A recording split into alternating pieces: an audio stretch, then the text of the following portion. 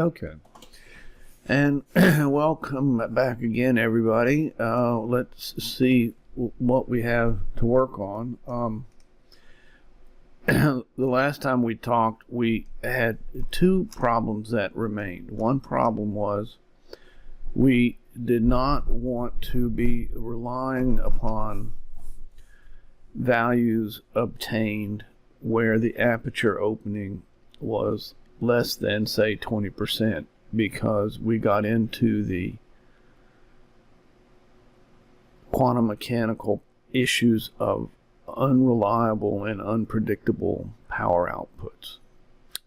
The other issue we wanted to look at was if we had a value, whatever value we had, is there a way that we were able to take a value of, say, 70% opening and be sure that we know which of the two different 70% openings that there are, which one is the one that is the situation.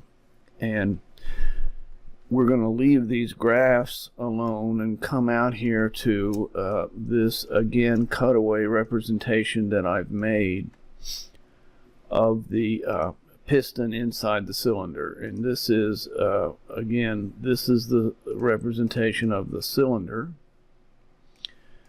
here.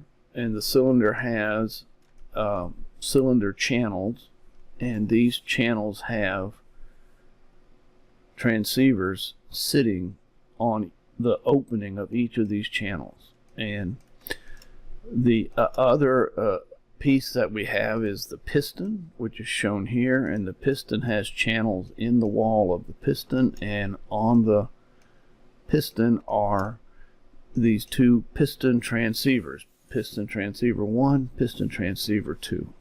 And the first issue that we can address is how are we able to know of the percentage openings that we have, which one we're dealing with. So let's look at piston transceiver 1, and you can see that piston transceiver 1 is shining its energy down into cylinder wall opening channel C and cylinder wall opening channel D. And it's an easy question to put into the programming, where if you have the majority or the magnitude of your power at a particular cylinder wall channel, say C, it's very easy for the computer to say, okay, piston 1 power is showing at cylinder wall channel C. Is there any piston 1 power at cylinder wall channel B? If the answer is no, then that means piston transceiver 1 is either lined up with cylinder wall transceiver C, or it's over towards the D side. And that's the answer to that question solves the problem of where is piston transceiver 1, because you can see if we took the piston, and these little pink lines that I put in here is an opening value of 20%. So the distance from here to here is 20% of the distance from here to there.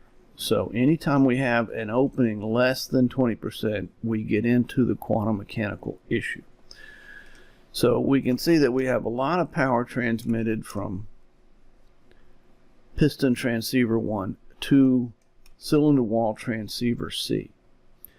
And if we move the piston over so that it's taking output of piston 1 and moving it towards cylinder wall transceiver B, you can see that at the very moment where there's just the beginning of some power showing in power from piston transceiver 1 showing into cylinder wall transceiver opening B, it has cut itself off from cylinder wall transceiver opening D. So again, applying that criteria of you have to have some power showing in order to establish where the piston is with respect to a cylinder wall transceiver opening, we now know that the values that we're starting to pick up are related to piston transceiver 1 moving in the direction of cylinder wall transceiver B.